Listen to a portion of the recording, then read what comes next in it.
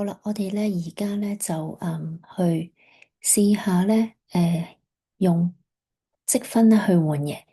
咁你log in 咗之後咧就會係呢個畫面啦。然之後你喺 balance 呢度咧reward points 呢度咧撳 details，然之後你就會入到去你自己嘅積分嘅資料係點樣樣啦。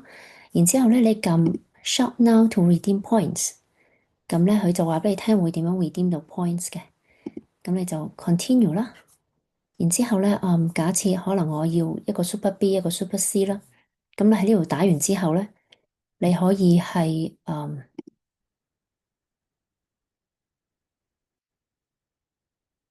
剔咗佢嘅，因為頭先我已經加咗噶啦，咁所以咧佢就出咗嚟啦。咁然之後碌到落底啦，你撳 Review Order and Check Out。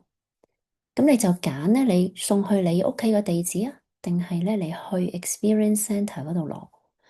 咁我就揀去 Experience Centre 度攞嘅，係啦。咁我就係 Alberta 啦。然之後咧，我就撳 Next Step。咁我見到我個積分嘅points 有幾多啦。然之後咧，我剔咗啦。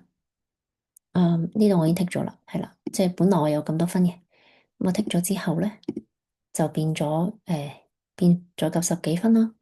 咁下低咧，佢照樣有個信用卡嘅資料喺度，但係咧佢唔會收你錢嘅，同埋咧都係冇 shipping cost 嘅，因為你去 Experience Centre 度攞，咁佢就只係扣咗你嘅分數啦。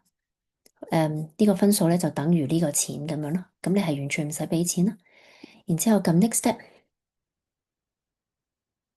咁你就對翻咧嗰個 shipping 嘅地址，呢個 Experience Centre 嘅地址啦，你要嘅嘢啦，同埋佢嘅總數係幾多啦，shipping cost 係幾多啦，冇 PV，因為呢個係用分換嘅，所以你唔會儲到積分啦。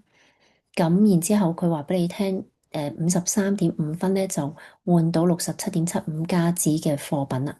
咁就上邊我呢兩個貨品嘅總和啦。咁然之後你撳 place order 咧，咁就完成噶啦。